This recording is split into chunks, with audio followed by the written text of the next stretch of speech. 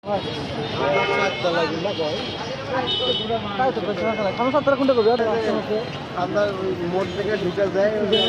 4 মাস হলে শান্ত আমাদের উপরে খুব অত্যাচার অন্যায় অবিচার করতেছে না। আমরা কোথায় আশ্রয় পাচ্ছি না, কোনো কিছু বিচার পাচ্ছি আমরা। এমন অবস্থা হচ্ছে আমাদের ঘর থেকে বাইরে বের হতে দিচ্ছে না, মারধর করতেছে। এমনকি আমার ছোট বাচ্চা, একটা শিশু বাচ্চাকে চাকু দিয়ে ধাবড়াইছে এবং আমাদেরকে মারধর করে আহত করেছে।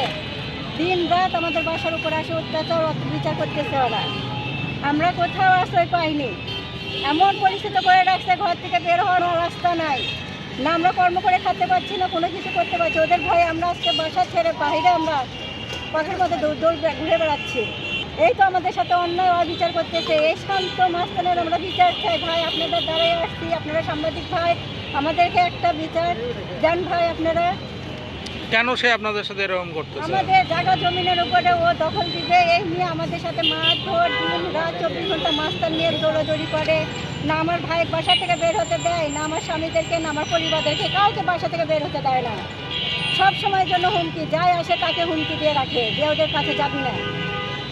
এইভাবে করতে করতে করতে করতে অতিরিক্ত হয়ে গেছে। যাওয়ার পরে আমার ছোটো বাচ্চাকে মারলো, আমাকে মারলো ধরে, মানে আমার দাঁত দুধ ভেঙে দিল। পুলিশের কাছে গেলাম, কোথায় আমরা বিচার পাইনি। কবে কবে ঘটনা আপনাদের উপর হামলা করছে? কবে এটা করছে? গতকাল 4 মাস ধরে হচ্ছে। এই ঘটনা আমার ছেলেকে চাকরি দিতে আমি কাজ করতে গেছি, আমার ছেলে বাসায় ছিলাম। পুলিশ প্রশাসনের কাছে সবার কাছে গেছি ভাই, ওয়ার্ড কমিশনারের কাছে সবার কাছে গেছি, কারোর কাছে আমরা কোনো বিচার পাইনি। সবাইকে হুমকির মধ্যে রাখিছে। পুলিশে বলে যে পুলিশ প্রশাসন সবাই আমার পকেটে থাকে। ও আমাদের এইরকম বলে তোরা যার কাছে যাবো কারোর কাছে কেউ তোদের সহযোগিতা করবে না। তাই আমরা নিরুপায় হয়ে ভাই আপনাদের কাছে আমরা আসছি, আপনাদের মাধ্যম দিয়ে। একদম আমাকে আসে চাকু দিয়ে আমার মাঝে বলতেছে তোর বাবা কই। আমি বলছি বাবা এক জায়গায় গেছে, তারপর বলছে দাঁড়া, তোকে আমাদের বাড়ি ভাঙচুর করছে, 1,65,000 টাকা চুরি করছে। তারপর আমাকে চাকু নিয়ে ধরতেছে। আম্মু বাবা ওরা বলতে গেল কিসব বলতেছে, তারপর হামলা দিছে, দিয়ে আমার মাকে মেরে হাসপাতালে ভর্তি করছে। আমার মামাকে মাথাতে পিঠে মারছে ইটে, আমার বাবাকে এখানে মারছে, কানে চাকু মারছে। তারপর আমার বাপ আমাকে 15 সালে তৈরি করে দিছে। আমার ওই হলো 7 ভাইয়ের বোন জামাই, তাহলে 10 সালে আমাকে তৈরি করে দিচ্ছে। যদি চিটিং হয় 60 টাকা, ওখানে 1 শতক। 60 টাকার মালিককে, 60 টাকার মালিককেও আচ্ছা সে 60 টাকা ওই লেবে থেকে তোড়পাড় করতে করতে সিন্ডিকেট করতে করতে মনে করেন 1-4 মাস। তারপরে আমরা কমিশনার করে গেলাম, যাওয়ার পরে যেখানে পায় সেখানে মারধর করে। আমরা কিন্তু বললাম খালি তাই না, তার শালার বউ বাড়িতে সিন্ডিকেট করে এই পাশে, আর বাড়ি হলো 9 নম্বর ওয়ার্ড, আমার হলো 12 নম্বর। শালার বউ থাকে 12 নম্বর ওয়ার্ডে।